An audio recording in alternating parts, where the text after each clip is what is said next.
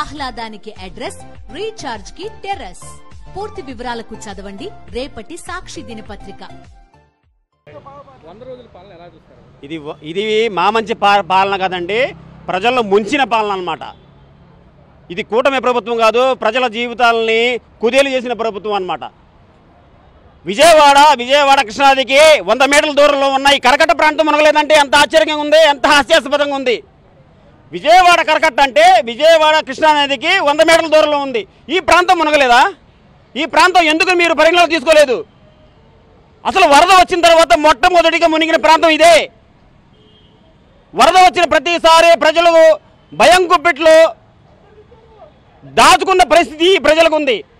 అంత పెద్ద వరద వస్తున్నప్పుడు నువ్వు కనీసం పరిజ్ఞానంగా కనీసం వారికి సమాచారం ఇవ్వాలి కదా. ఆ సమాచారం ఇవ్వకపోగా ఈ ప్రాంతం మునగలేదని చెప్పేసి ఇక్కడున్న అందరూ ఆస్తులు అత్యంత భారీగా ఆస్తి నష్టం జరిగింది. వాళ్ళందరూ పొద్దున వెళ్ళి సాయంత్రం వరకు కష్టపడితే కానీ ఆ రోజు గడవని పరిస్థితి. అలాంటి ప్రజలకు నువ్వు ఏ రకంగా ఆదుకోవాలి? ముందుండాల్సింది పోయి ఈరోజు మీకేం అన్యాయం జరగలేదు, ఇది ఈ ప్రాంతం మునగలేదు, మీకేం ఆస్తి నష్టం జరగలేదు, మీరందరూ కోటీశ్వరులు, మీరు బాగా డబ్బులు సంపాదించుకున్నారు, మీకు డబ్బులు ఇవ్వాల్సిన పని లేదని చెప్పేసి ఒక్కళ్ళు కూడా చూసిన పాపం లేదు.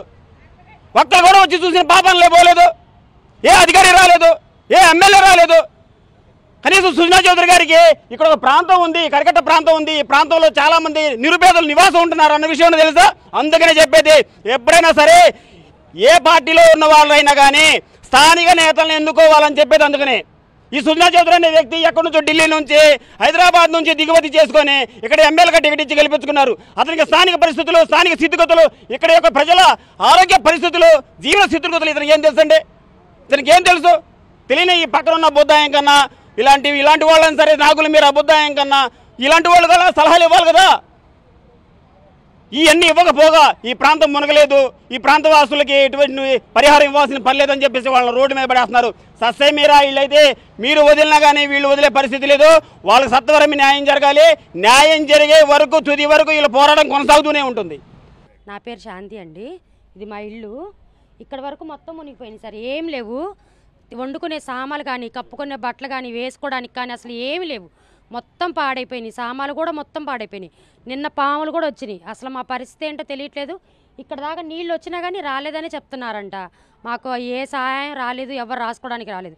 రేషన్ బియ్యం కూడా ఇక్కడికి రాకపోతే మేము ప్రతి సెంటర్కి తిరిగాము సార్. వర్షంలో కూడా 4 స్తంభాల సెంటర్ అని, సితారా సెంటర్ అని ప్రతి చోట నుంచోవడం, మీకు ఇక్కడ కాదు పొండి అని వాళ్ళు పంపించేయడం. వాలంటీర్లు కూడా వేయనివ్వలేదు. మా ఏరియా కాదు వాళ్ళు, మీరు వాళ్ళకి వేయడానికి వీలు లేదు, మీ ఏరియాకి వస్తారు మీరే వేయించుకోండి అక్కడ అని. మా ఈ ఏరియా వరకు ఇంతవరకు రేషన్ బండి రాలేదండి. ఏ స్లిప్పులు ఇస్తే మేము అక్కడికి వెళ్ళి తెచ్చుకున్నాం తప్పితే ఇక్కడికి ఎవ్వరు రావడం కానీ, ఏ అధికారులు రావడం కానీ, రాసుకోవడం కానీ, మాకు ఆర్థిక సహాయం కానీ ఇంతవరకు అయితే మాకు ఏది అందలేదండి. సామాన్లు చూడండి ఏమీ పనికిరావు, మొత్తం పాడైపోయినాయి. ఫ్రిడ్జు, వాషింగ్ మిషన్లు, మిక్సీలు, స్టెబిలైజర్లు ఒక్కటి పాడైపోయింది సార్. మొత్తం ఏమీ మిగల. దయచేసి మాకు ఏదైనా ఆర్థిక సాయం ప్రభుత్వం చేస్తే బాగుంటుందని మేము అనుకుంటున్నాను. ఇది ప్రభుత్వం దృష్టికి కూడా వెళ్ళాలని కూడా మేము మీడియా వారిని కోరుతున్నాం సార్. రాయలేదు సార్, మాకు అసలు ఏమీ రాయలేదు, ఎవరు ఏమీ రాసుకోలేదు. మాకు ఎలాంటి ఆర్థిక సాయం ఇంతవరకు అందలేదు. ఇక్కడ ఏమంటున్నారంటే ఇల్లులు మునగలేదు, నీళ్లు రావలేదు అంటున్నారంట. మరి ఇవి ఏంటో, ఈ అరలేంటో ప్రభుత్వమే చూసి మరి వాళ్ళే గుర్తించాలి. ఈ అరలు ఇక్కడ దాకా మేమే నీళ్లు పోసుకున్నామా, లేకపోతే నిజంగా వరదలు వచ్చినాయని ప్రభుత్వమే గుర్తించాలి. మరి మేము అది కోరుకుంటున్నాం సార్. అసలు ఎవరు రాలేదండి అధికారులు. ఒక ఆయన వచ్చేసాడు, దానిలో నిలబడి కారులో నుంచి దిగను కూడా దిగల.